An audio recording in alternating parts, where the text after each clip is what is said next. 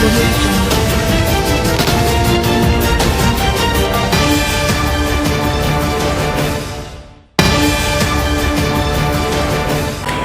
News ప్రేక్షకులకు నమస్కారం. నేటి వార్తలకు స్వాగతం.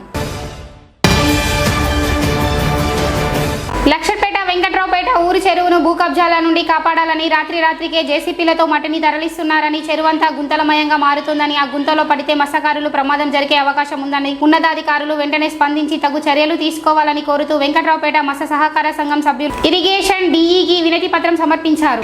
ఈ సందర్భంగా సంఘ సభ్యులు మాట్లాడుతూ మత్స్యకారులకి ప్రాణాపాయం కలిగేలా పనులు చేపట్టవద్దన్నారు. ఉపాధి హామీ కూలీలతో చేయించాల్సిన పనులు జేసీబీతో చేయడం వల్ల ఎవరికి లాభం జరుగుతుందని ప్రశ్నించారు.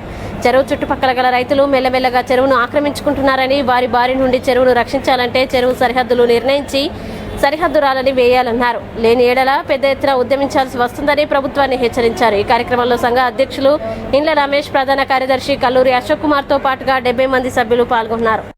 సొసైటీ ప్రెసిడెంట్ను గత 10-15 రోజుల నుండి ఉపాధి హామీ పథకంలో కూలీలు ఏదైతే ప్రభుత్వము 100 రోజులు కూలి పని కల్పించాలని ఒక జీవో తీసుకొచ్చిందో దాని ప్రకారం ఎక్కడ పని లేకుండా చెరువులో పొడిగా తీసి ఆ చెరువు గట్టు మీదే ఆ పక్కకే పోస్తుండ్రు. మళ్ళీ పై రైతు ఎవరైతే ఉన్నారో ఆ రైతుకు అనుకూలంగా ఆ గట్టుపై పోస్తే ఈ సికంలో కబ్జా చేసుకుంటూ సికంలోకి ఇట్లా చొచ్చుకుంటూ వస్తుండు. ఇది జరుగుతుంది. పోయిన వారం ఏమైందంటే జేసీబీ పెట్టి ఈ పోసిన మట్టిని ట్రాక్టర్లో డంపు చేసి తీసుకుపోయి రైతులకు అమ్ముకుంటున్నారు. ఊరిలో కొంతమంది రైతులు. అయితే నిన్న నైట్ ఏమైందంటే జేసీబీ పెట్టుకొని జేసీబీ తవ్వుకుంటూ ఈ ట్రాక్టర్లో పోస్తే అర్ధరాత్రి తవ్వుకుంటే మాకు తెలిసినాక మేము అక్కడ ముఖమికి అయినాం. మీరు ఏ రకంగా ఇట్లా పోస్తున్నారు మాట్లాడు కొంతమంది రైతులతో మాట్లాడితే మాకు పట్టా ఉంది, మాకు రైడ్స్ ఉన్నాయి, మేము తీస్తాం చేస్తాం, మీరు ఏం చేసుకుంటారో చేసుకోరు, ఎవరు చెప్పుకుంటారో చెప్పుకోరని మాట్లాడడం జరిగింది. మాకు సార్ చెప్పిండు. ఏ సార్ చెప్పిండు అంటే సార్ చెప్పిండు, ఇరిగేషన్లు చెప్పారు, వీళ్ళు చెప్పారు, వాళ్ళు చెప్పారని బుకాయించడం జరిగింది. ఏది ఏమైనా కానీ మాకు పర్మిషన్ ఉంది, మేము తప్పకుండా తీస్తామని మాట్లాడడం జరిగింది. మాట్లాడితే మీకు ఏమైనా పర్మిషన్ ఉంటే మీరు చూపించండి, రేపు పొద్దున ఉదయం చూపించి మీరు పర్మిషన్ ప్రకారం తీసుకోండి, మేము ఆదానం. మీకు ఎవరు పర్మిషన్ ఇచ్చిండ్రు? చెర్ల పొడి కదిమని ఇచ్చిందా, కూలీ తవర చేసుకోమని ఇచ్చింది. జేసీబీలు పెట్టి చేస్తుంటే మా వాళ్ళు కూడా గతంలో అట్లాంటి గుంతలు ఉంటే మా పిల్లలు చేపల వేటకు వెళ్ళినప్పుడు ఆ గుంతలో ప్రమాదవశాత్తు జరిగి మరణం సంభవించే సంఘటన మేము చూసి వాళ్ళని కాపాడడం జరిగింది. ఇప్పుడు మా ఎంబడి చిన్నపిల్లలు కూడా వస్తారు. మేము చేపల వృత్తి మీద చేపలు పట్టుకుంటే మా దాని మీద మేము చూసుకుంటూ పోతుంటాం. కాకుండా ఈ పిల్లల వలన చనిపోతే గతంలో 2 చనిపోవడం జరిగింది అట్లా గుంతల పడి. అప్పుడు మేము ఎవరైనా చూడలే. ఇట్లా ప్రాణాపాయ స్థితి కూడా సంభవించే అవకాశం ఉంది. కాబట్టి ఇట్లాంటి కార్యక్రమం మేము గౌరవ MRO గారిని, MPDO గారిని, మా irrigation department, minor irrigation department వాళ్ళని కూడా రిక్వెస్ట్ చేసేది ఏంటంటే ఇట్లాంటి పూడిక తీసే కార్యక్రమం ట్రాక్టర్లతో కానీ జేసీబీతో కానీ చేయిస్తే మాకు నష్టం జరుగుతుంది. చెరువు కూడా అనేకరంతం అయిపోతుంది. పైన ఉన్న రైతు ఏం చేస్తుందంటే ఇది నాదే పట్ట భూమి, నా భూమే ఇది, చెరువు నా దాంట్లోనే ఉన్నది అని దాన్ని ఏం చేస్తారు, ఆ చెర్ల మట్టి తీసుకుంటూ అక్కడ ట్రాక్టర్లతో జేసీబీలతో పోయించుకొని దాన్ని కబ్జా చేసుకోవడానికి కబ్జా గురవుతుంది. కాబట్టి గవర్నమెంట్ కూడా ఏం చేస్తుందంటే ఎవరికైతే పట్టా ఉందో వాళ్ళకి ఇంతకుముందు గత ప్రభుత్వం ఏం చేసింది, వాళ్ళకు రైతు బంధు ఇచ్చింది. ఇప్పుడు ఈ రైతు బంధుతో ఇది ఏమవుతుందంటే అన్యాక్రాంతానికి గురవుతుంది. ఇప్పుడు దయచేసి MRO గారు మేము ఇచ్చిన పిటిషన్ను పరిగణలోకి తీసుకొని ఇప్పుడు రైతు బంధు ఎవరికైతే వస్తుందో చెరువు సికం కబ్జా చేసుకొని ఇప్పుడు ఎల్లంపల్లి ప్రాజెక్టు కూడా రైతుల భూములలో ప్రాజెక్టు నిర్మించడం జరిగింది. వాళ్ళు నష్టపరిహారం ఇచ్చారు, అక్కడ ఏం రైట్స్ లేవు వాళ్ళకు. ఇది కూడా గతంలో వాళ్ళకి పరిహారం వచ్చింది. పట్ట వాళ్ళ పేరు మీద ఉంటే ఉండవచ్చు, లేకుంటే లేదు కావచ్చు. కాబట్టి ఇప్పుడు మేము రిక్వెస్ట్ చేస్తుంటే అధికారులందరినీ పత్రికా ముఖంగా కోరేది ఏంటంటే ఇట్లాంటివి జరగకుండా తక్షణమే ఇమీడియట్లీ దాని మీద జేసీబీలు పెట్టి పొడుగా తీయకుండా నిర్ణయం తీసుకోవాల్సిందిగా నేను MRO గారిని మా సంఘం తరపున మేమందరం ఇంతమంది వచ్చారు, ఇంకా చాలామంది ఉన్నారు, ఒక 200 మంది కుటుంబకులు మేము ఈ జీవన వృత్తి మీద ఆధారపడి జీవిస్తున్నాం, చేపల వృత్తి మీద. కాబట్టి మాకు అన్యాయం జరుగుతుంది. ఈ ప్రతి ఒక్కరు ఇట్లా కబ్జా చేసుకుంటూ పోతే అక్కడ చెరువు ఎక్కడ ఉంటుంది, ఏముండదు. కాబట్టి మాకు సంవత్సరానికి మేము పట్టేది ఒక 10-20 రోజులు. 20 రోజులు గల మాకు ఉపాధి లేకుండా చేస్తుంది వీళ్ళు కబ్జాలకు గురై. కాబట్టి దయచేసి మేము పత్రికా ముఖంగా కోరేది ఏంటంటే తక్షణం చర్య తీసుకుని ఊళ్ళో ఒక దండం వేసి ఎవరైతే జేసీబీ పెట్టి తీస్తారో వాళ్ళ మీద కేసు నమోదు చేస్తే చట్టపరంగా చర్య తీసుకుంటే ఇక ముందు ఎవరు ముందుకు రారని నేను రిక్వెస్ట్ చేస్తున్నాను. మంచిర్యాల జిల్లా చెన్నూరు పట్టణంలో కాంగ్రెస్ పార్టీ నాయకులు విలేకరుల సమావేశం ఏర్పాటు చేశారు.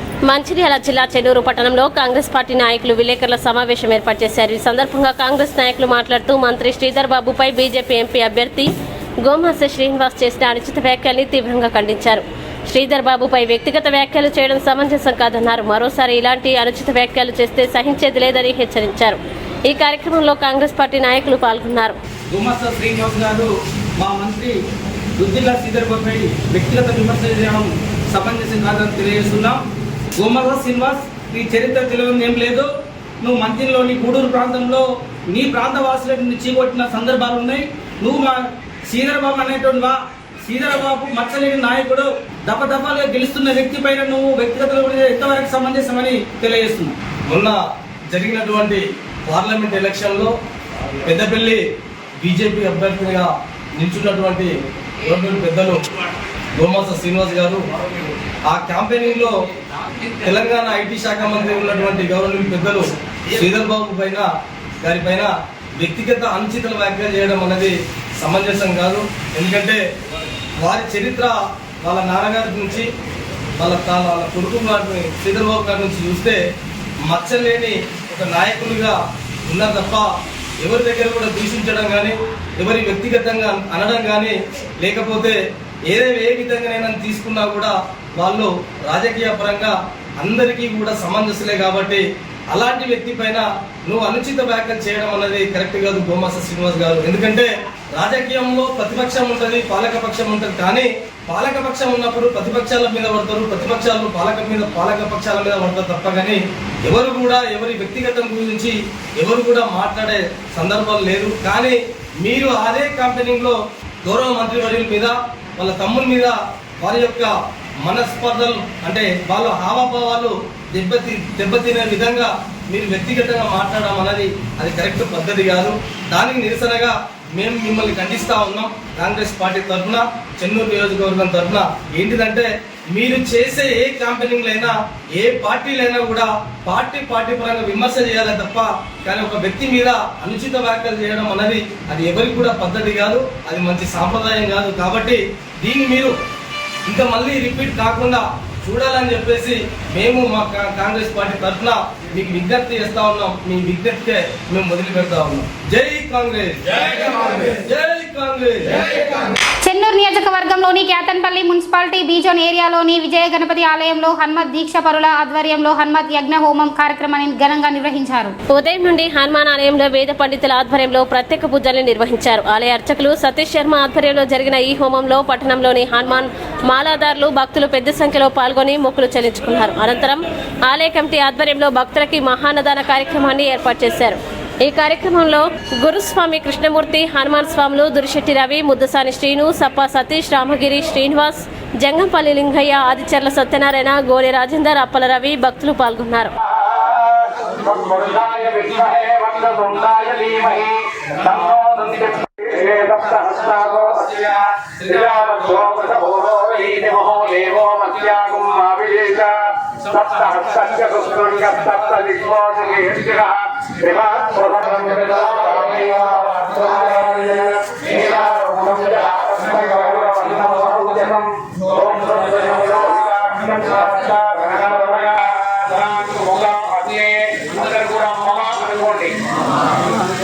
అభిముఖో భవ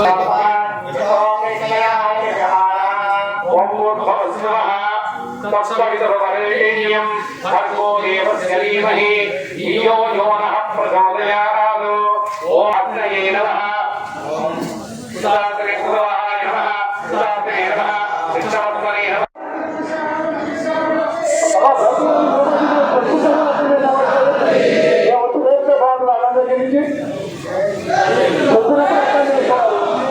అందరూ కలిసి హోమం చేసుకున్నారు. చేస్తున్నారు బాబు గౌరవించే అడిగో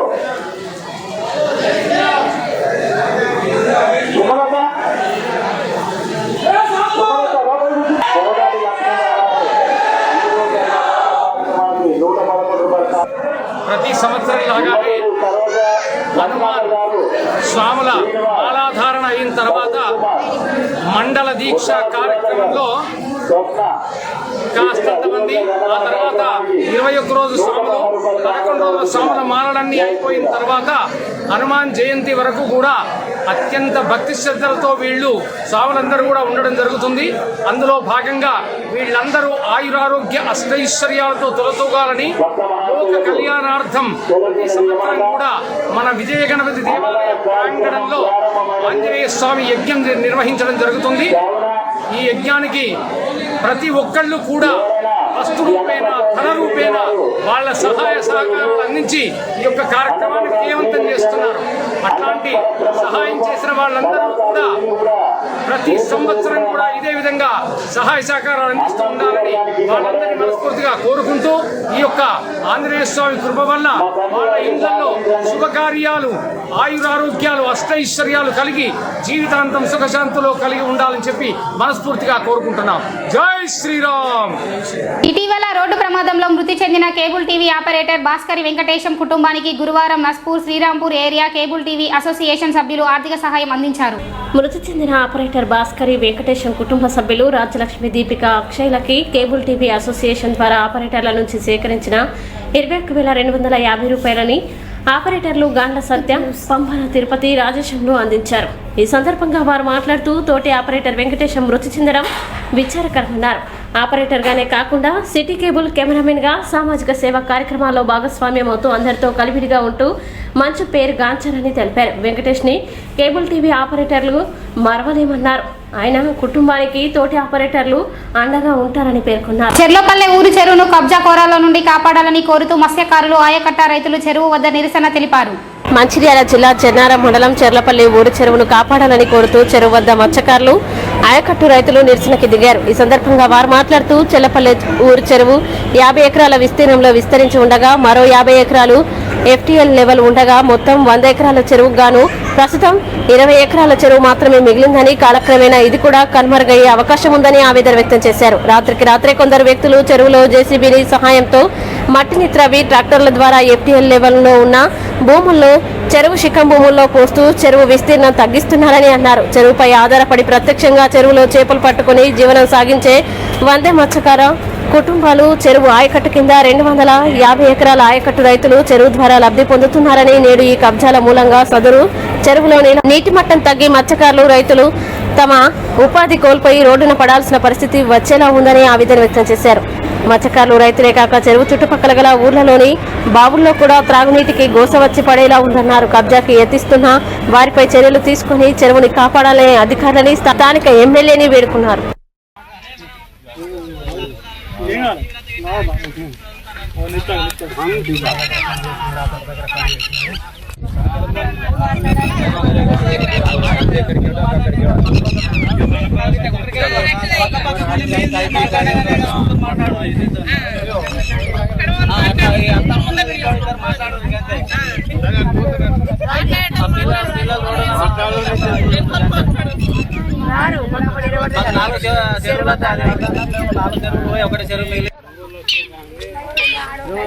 చేరదాకా తీసిర్రు. ఆ శంకరయ్య ఎట్టుందా న్యూడూరు కాదు, ఏ పక్క తీసిర్రు నువ్వు ఇక్కడ మొదలు అక్కడ అంతా తీసావు. అటు కూడా మొత్తం చేసి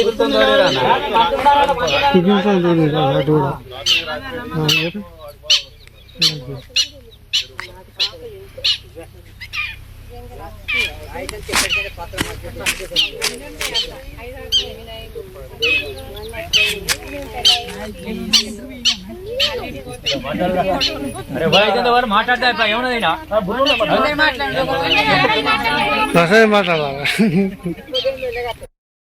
సింగరేణి యాజమాన్యం ఏర్పాటు చేస్తున్న వేసవికాల క్రీడల శిక్షణ తరగతులను విద్యార్థులు సద్వినియోగం చేసుకుని క్రీడలు నేర్చుకున్నారని శ్రీరాంపూర్ DYG M అరవిందరావు పేర్కొన్నారు. బుధవారం శ్రీరాంపూర్ ప్రగతి స్టేడియంలో work peoples stores games association ఆధ్వర్యంలో ఏర్పాటు చేసిన వేసవికాల క్రీడల శిక్షణ తరగతుల ముగింపు కార్యక్రమంలో DYG M Aravind Rao, AITC branch కార్యదర్శి SK బాజీ సైదాలు పాల్గొని శిక్షణ పొందిన విద్యార్థులకి క్రీడా దుస్తులు అందించారు. ఈ సందర్భంగా వారు మాట్లాడుతూ యాజమాన్యం క్రీడా సౌకర్యాలు కల్పిస్తుందన్నారు. సింగరేణి వ్యాప్తంగా athletics, volleyball, basketball, football, boxing ball క్రీడల్లో 4 రోజుల పాటు శిక్షణ ఇవ్వడం జరిగిందన్నారు. కార్మికుల సంక్షేమానికి ప్రాధాన్యతనిస్తుందన్నారు. ఈ కార్యక్రమంలో WPSGA DYPM Paul Srujan, supervisor Chatla Ashok, cooperator Thota Suresh, coach Ramesh పాల్గొన్నారు. వాలీబాల్, ఫుట్బాల్, ఇంకా ఇంకోటి మిస్ అవుతుంది అథ్లెటిక్స్, రన్నింగ్. సో మీరు అందరు పిల్లలు కాబట్టి 2-3 స్లోన్స్ మైండ్ లో ఎప్పుడు గుర్తుపెట్టుకోవాలి. Sound mind in sound body, అంటే sound body in sound mind. ఇట్లా అనుకున్నా అట్లా అనుకున్నా మనము శారీరకంగా గట్టిగా ఉంటే మానసికంగా కూడా గట్టిగా ఉంటాం. మానసికంగా గట్టిగా ఉంటే శారీరకంగా కూడా గట్టిగా ఉంటాం. కరెక్టేనా? చెప్పండి. అర్థం అవ్వట్లేదు. సో ఈజీగా చెప్తాను నేను. హెల్త్ ఈజ్ వెల్త్ అంటారా? విన్నారా ఆ మాట? మీ క్లాసెస్లో ఉందా? ఎక్కడైనా చదివారా? ఎందుకంటారు? మనకు ఆరోగ్యమే మహాభాగ్యము. మనం హెల్తీగా లేకుంటే మనం ఏ పని చేయలేము, దేనికి పనికిరాము.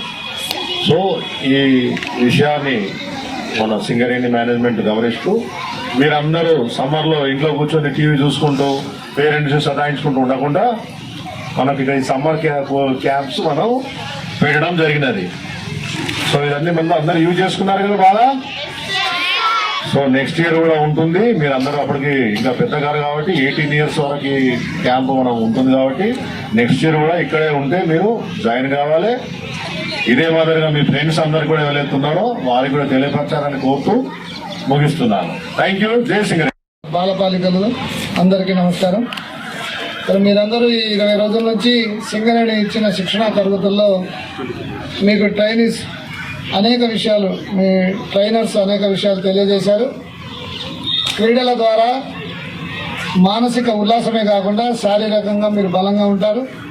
రాబోయే రోజుల్లో మీ భవిష్యత్తులో ఈ మంచి క్రీడాకారులుగా ఎదగటానికి, దాంతోపాటుగా మంచి ఫిజికల్ ఎక్సర్సైజ్ ఉండి మనం ఆరోగ్యంగా ఉండి బలంగా ఉంటే మన మైండ్ కూడా మంచి చురుగ్గా ఉంటుంది.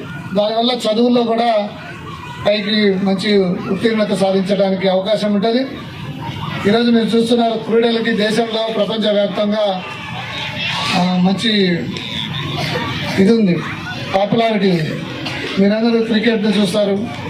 ఈ మధ్య కబడ్డీ అంతా కమర్షియలైజ్ అయినా సరే అటు క్రీడల్ని దేశాన్ని మనం రిప్రజెంట్ చేయడంతో పాటుగా ఆర్థికంగా కూడా, గతంలో అంటే క్రీడాకారులకి ఆర్థికంగా కొద్దిగా ఇబ్బందులు ఉండేవి, కానీ ఈసారి ఇప్పుడున్న పరిస్థితులు అది లేదు.